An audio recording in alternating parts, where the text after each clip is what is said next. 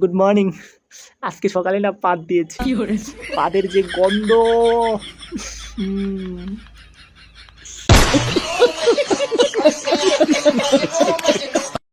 আমরা বাঙালি, আমরা ঘুমিয়ে থাকা মানুষকে ডেকে জিজ্ঞেস করি, ভাই কি ঘুমাইতেছেন? আমরা বাঙালি, আমাদের যতই জরুরি কাজ থাকুক না কেন, রাস্তায় ঝগড়া দেখলে আমরা দাঁড়াবই।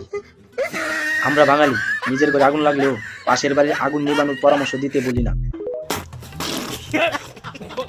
হিরো আলম গায়ক হয়ে গেল, থরস অফ বিল্লাল বই লেখক হয়ে গেল, কিন্তু বাঙালিদের বদ অভ্যাস গেল না। আমার এই বাজে স্বভাব কোনোদিন যাবে না। হেই হোয়াটসঅ্যাপ ইউটিউবারবাসী, হাসি সেনাপতি ইজ ব্যাক অ্যানাদার আজারে মার্কে একটা ফালতু ভিডিওতে, যে ভিডিও দেখলে আপনি কিছু শিখতে পারবেন না, কিছু না।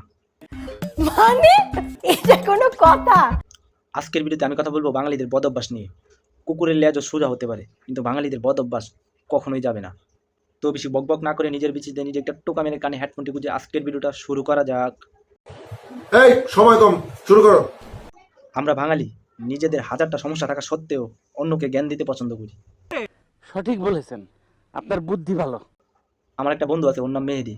তো ও আমাকে একদিন বলতেছে যে, বন্ধু এখনই সময় টাকা জমানোর, ভবিষ্যতে কী করে খাবি, এখনই টাকা জমা, কিছু কিছু টাকা মাসে মাসে জমা।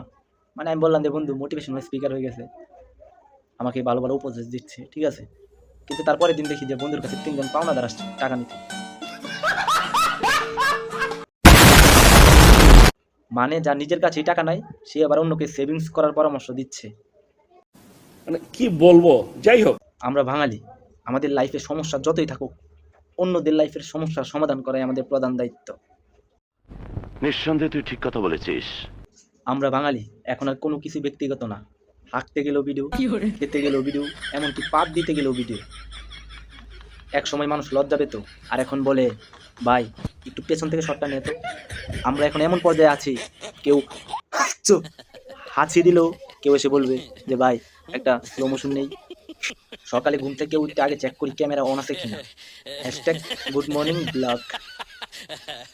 আমরা বাঙালির আগে লাইফ চালাইতাম, এখন লাইভ চালাই।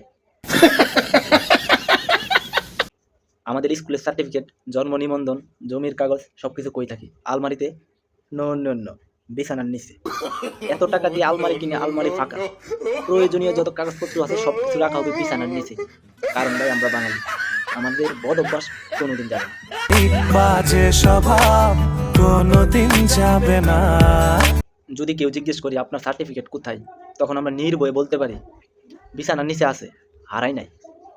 আপনি 10-এ 10। আর আমাদের খাটের নিচে থাকে আরেকটা দেশ, ওইখানে থাকে পুরনো জুতা, পুরনো চার্জার, খেতা, বালিশ, ল্যাপ, তুষক, এন তেন ম্যান চ্যান জুন চান সব।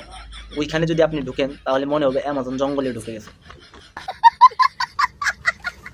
আমাদের দেশে টুথপেস্ট কখনোই শেষ হয় না। চাপ দিলে যদি বের না হয় তাহলে বলি এটাই শেষ না ভাই, নিচে আরও আছে।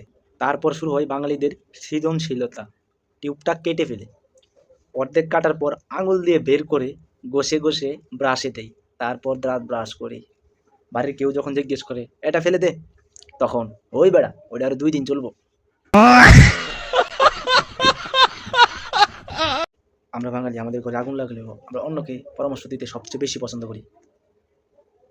চেষ্টা করলে হয়তো হিরো আলমও একদিন দেশ ছাড়া নায়ক হবে, কিন্তু আমাদের বদ অভ্যাস কোনোদিন যাবে না। আমার এই বাজে স্বভাব কোনোদিন যাবে না। তো বন্ধুরা আজকের ভিডিও এতটুকুই। ভিডিওটা যদি একটু ভালো লেগে থাকে তাহলে একটা লাইক করে দিও, তোমার বন্ধু বান্ধব XYZ সবার কাছে ভিডিওটা শেয়ার করে দিও। আর চ্যানেলটা এত একটা গুরুত্বপূর্ণ না যে তোমায় সাবস্ক্রাইব করতে হবে। ভিডিও পুরোটা দেখছো এটা অনেক।